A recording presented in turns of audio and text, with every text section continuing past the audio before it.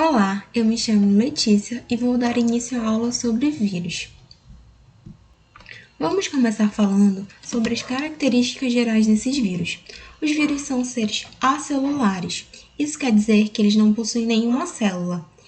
Eles são compostos basicamente de uma cápsula de proteínas mais um ácido nucleico. Esse ácido nucleico pode ser de DNA, RNA ou ambos, dependendo do vírus. Os vírus eles não possuem metabolismo próprio e são intracelulares obrigatórios. O que isso quer me dizer? Isso quer dizer que os vírus eles precisam de uma célula hospedeira para poder exercer o seu metabolismo. Fora da célula, o vírus não tem ação nenhuma. Os vírus são os agentes infecciosos. Eles vão causar aquelas famosas viroses. Como eu havia falado para vocês, a estrutura básica do vírus é formada de uma cápsula de proteínas. Essas proteínas vão ser os capsômeros. É essa região aqui que podemos ver nessa imagem. Mais um ácido nucleico. Nesse caso, nós escolhemos o vírus da gripe para exemplificar essa estrutura viral. Então, o ácido nucleico desse vírus vai ser o RNA. Esse complexo de capsídeo mais ácido nucleico é chamado de nucleocapsídeo. O vírus da gripe, além dessa estrutura de nucleocapsídeo, apresenta um envelope viral e glicoproteínas. Outra estrutura viral conhecida é a estrutura do bacteriófago. Os bacteriófagos são vírus que vão infectar bactérias, e ele é composto de um ácido nucleico, que é o DNA, uma cauda, a cabeça, que é onde vai estar localizado o material genético desse vírus, e as fibras.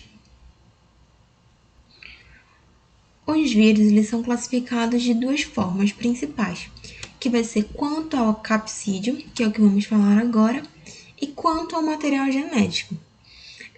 Com relação ao capsídeo, o vírus ele pode ser icosaédrico, envelopado ou não envelopado, helicoidal, envelopado e não envelopado, e um vírus complexo, que é sempre não envelopado.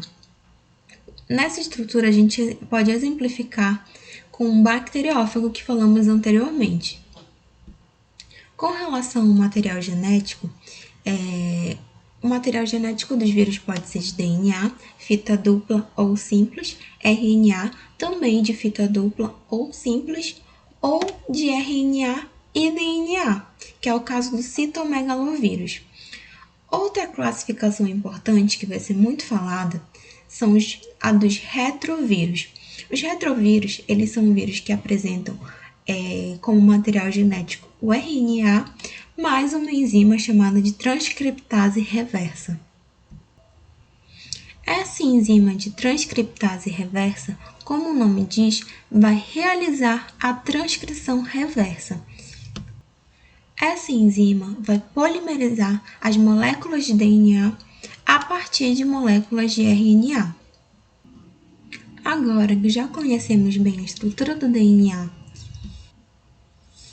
e a classificação dos vírus, nós vamos falar sobre o ciclo viral. Para exemplificar os tipos de ciclo viral, eu destaquei para vocês o ciclo viral dos bacteriófagos, especificamente o bacteriófago T4. Como eu disse para vocês, os bacteriófagos eles são vírus que vão infectar bactérias. O bacteriófago T4, especificamente, é um vírus que vai infectar, ele vai ter tropismo pelas bactérias Escherichia coli. Aí temos dois pontos que podem ser questionados. Primeiro, o que é tropismo? E segundo, o que são as Escherichia coli? O tropismo vai ser uma afinidade. Então, quando eu digo para vocês que os bacteriófagos T4 têm tropismo, eu quero dizer que eles têm afinidade pela bactéria Escherichia coli. As Escherichia coli são bactérias que vivem normalmente no trato gastrointestinal dos seres humanos. Os bacteriófagos eles têm dois tipos de ciclo, o ciclo lítico e o ciclo lisogênico.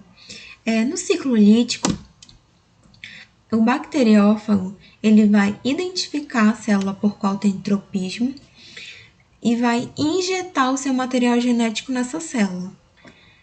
E a partir desse momento, a maquinaria genética da bactéria vai trabalhar em prol da multiplicação desse vírus. E vai chegar um momento em que essa célula vai estar tão cheia de vírus que ela vai acabar lisando. O que seria esse lisar? A parede celular dessa bactéria ela vai se romper e liberar esses fagos para o meio externo, para o meio extracelular. E é basicamente isso em que se consiste o ciclo lítico. Já no ciclo lisogênico, eu tenho o mesmo início. O bacteriófago ele vai identificar essa célula por qual tem tropismo, vai injetar o seu material genético. A partir do momento que o material genético estiver dentro dessa célula hospedeira, ele vai passar a integralizar o material genético da bactéria. E a bactéria vai continuar a se reproduzir normalmente. Só que ela vai passar a copiar o DNA do fago e transmitir para as células filhas, nas suscetíveis divisões celulares. E assim a célula vai se multiplicando, perpetuando o DNA daquele fago.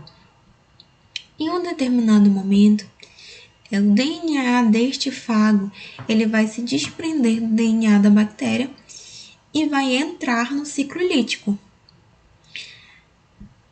E é basicamente esse o ciclo viral dos bacteriófagos. Agora, falaremos um pouco sobre as doenças causadas por vírus. A AIDS é uma doença muito conhecida atualmente. Ela é caracterizada por um conjunto de sintomas e infecções resultantes do dano no sistema imunológico ocasionado pelo vírus da imunodeficiência humana, o HIV, cujo principal alvo são os linfócitos TCD4. Então, o que eu posso entender com isso? O vírus HIV ele vai ter tropismo pelas células TCD4, assim como o bacteriófago tem tropismo pela Escherichia coli. Então, a partir do momento que o indivíduo for exposto ao HIV, esse vírus ele vai buscar infectar essas células TCD4. E essas células TCD4 elas são fundamentais para coordenar as defesas do organismo. Quando o número dessas células diminui, ocorre um colapso no sistema imune, abrindo caminho para doenças oportunistas e tumores que podem provocar a morte do indivíduo.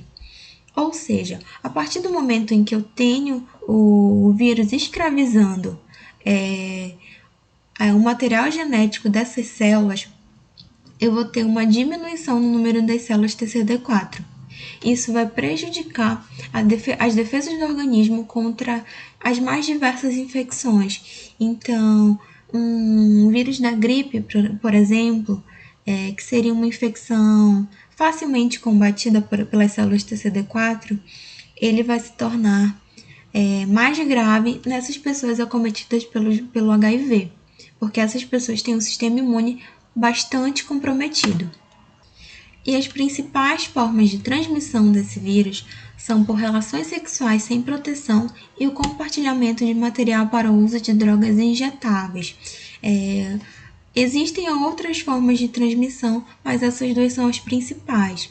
Uma outra forma de transmissão é a forma vertical, que é a transmissão da mãe para o filho no período gestacional, ou até mesmo no momento do parto, ou posteriormente no momento da amamentação. Só que essa forma de transmissão ela é facilmente combatida com acompanhamento de pré-natal. Então, eu posso ter uma mãe soro positivo e um filho soro negativo. Vou ter dois soros discordantes. Outra doença causada por um vírus é a poliomielite. A poliomielite é uma doença causada pela infecção do poliovírus, que é transmitido pelo contato com um muco, catarro ou fezes infectadas.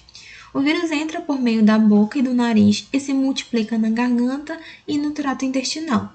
Dali ele vai alcançar a corrente sanguínea e pode atingir o cérebro. Quando a infecção ataca o sistema nervoso, vai destruir os neurônios motores e provoca paralisia nos membros inferiores. Então, eu posso dizer para vocês que o poliovírus, que é o vírus que causa a poliomielite, ele vai ter tropismo por essas determinadas regiões que eu citei para vocês, que é a garganta, o trato intestinal e os neurônios, o sistema nervoso. Aqui ao lado a gente tem uma imagem de uma menininha que foi acometida pelo poliovírus. A doença foi praticamente erradicada em países industrializados com a vacinação de crianças, inclusive no Brasil. O Brasil é um exemplo de cobertura vacinal contra a poliomielite. Nós temos mais de 95% da população vacinada atualmente. Justamente porque a vacina contra a doença foi incorporada à caderneta de vacinas obrigatórias. A dengue também é uma doença causada por vírus. Ela é considerada um dos principais problemas de saúde pública de todo o mundo. Atualmente, nós temos epidemias de dengue em praticamente em todo o mundo, principalmente nos países subdesenvolvidos. Ao todo, existem 4 tipos de dengue: a dengue 1, 2, 3 e 4. A transmissão ocorre através da picada do mosquito Aedes aegypti. O mosquito Aedes aegypti, como nós bem sabemos, ele também transmite outras doenças virais, como a zika, chikungunya e febre amarela. Ao contrário do que muita gente pensa, a dengue mata. A dengue hemorrágica é uma forma grave da doença e pode levar à morte. Ela vai provocar hemorragias nasais, nas gengivas, nas vias urinárias, gastrointestinais ou uterinas.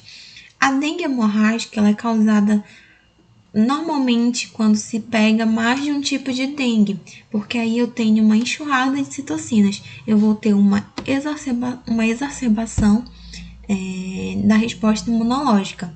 Isso vai acabar dando origem a várias hemorragias, como eu acabei de falar para vocês. E o tão temido coronavírus, que causa a Covid-19. Vários coronavírus são conhecidos e circulam entre os animais e ainda não infectam humanos. O coronavírus ele é conhecido há muito tempo. Segundo a OMS, o SARS-CoV foi transmitido por gatos selvagens para humanos na China em 2002. Isso causou uma epidemia ali na região. O MERS-CoV foi transmitido pelos dromedários para humanos na Arábia Saudita em 2012, ocasionando outra epidemia ali na área. O SARS-CoV-2 é da família dos vírus que causam infecções respiratórias e um novo agente do coronavírus, que provoca a doença chamada Covid-19. Então, existem vários integrantes da família do coronavírus. O que causou a epidemia em 2002 na China, o SARS-CoV, e o que causou a epidemia na Arábia Saudita em 2012, o MERS-CoV. E agora, atualmente, como estamos vivenciando a pandemia do SARS-CoV-2, que vai causar a Covid-19. A transmissão dos coronavírus se dá de pessoa para pessoa pelo ar ou por contato pessoal com secreções contaminadas, como gotícula de saliva, espirro, tosse ou catarro. É por isso que se destaca tanto a importância do uso de máscaras, que é para poder conter essa infecção. Ou melhor dizendo, poder conter a transmissão do coronavírus. Agora que já conhecemos um pouquinho mais da estrutura viral, das características gerais, das classificações, do ciclo viral, a gente pode realizar um trabalhinho sobre os vírus. A gente quer que vocês se dividam em grupos e façam uma pesquisa sobre as pandemias causadas por vírus e compartilhem essas informações, que podem ser textos, vídeos ou infográficos, no nosso grupo de WhatsApp. Posteriormente, cada grupo ficará responsável pela produção de um vídeo que contará a história de uma pandemia. Esses vídeos serão compartilhados no nosso perfil do Instagram. Então, vocês vão fazer uma pesquisa sobre as pandemias que já assolaram o mundo, as causadas por vírus, e vão compartilhar os materiais que vocês encontrarem no nosso grupo de WhatsApp. Posteriormente, vamos fazer uma análise desse material e dividir as pandemias entre os grupos. E cada grupo, com a nossa orientação, vai criar um material, um vídeo, ou principalmente um vídeo, que vai contar a história dessa pandemia. Obrigada pela atenção de todos. Até a próxima aula.